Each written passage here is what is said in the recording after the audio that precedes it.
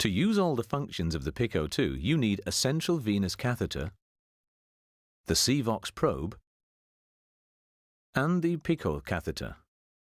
The CVOX probe measures continuous central venous oxygen saturation. With the PICO catheter, you obtain a comprehensive picture of the cardiocirculatory situation and possible pulmonary edema. It is easiest and safest to work with the kits. They include everything you need for CVOX and PICO monitoring. Placement of the CVOX probe is quick and uncomplicated. It is advanced through the distal lumen of a central venous catheter. A central venous catheter that is already in situ can be used. CVOX probes are produced in a variety of different lengths.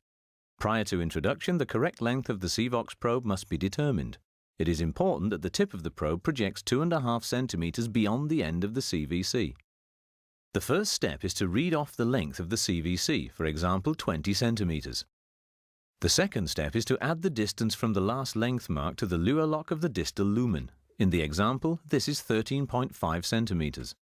The third and last step is to add 2.5 centimeters to this and then round it up. In this example, the appropriate probe would be 36 centimeters long. Alternatively, you can determine the appropriate probe with the probe indicator. The choice of appropriate PICO catheter is guided by the patient and the site of insertion. The catheter is usually introduced to the femoral artery. The 20 centimeter catheter is most commonly used. The 22 centimeter or even the 16 centimeter in small patients can be used.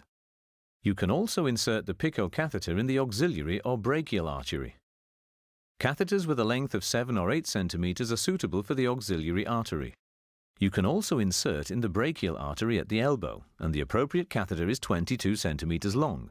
Or if you enter it at the level of the upper arm, you can use the 16 centimeter. For certain indications, a special PICO catheter can be placed in the radial artery, for instance, during an operation. In children, thin catheters 7 or 8 centimeters in length are placed in the femoral artery.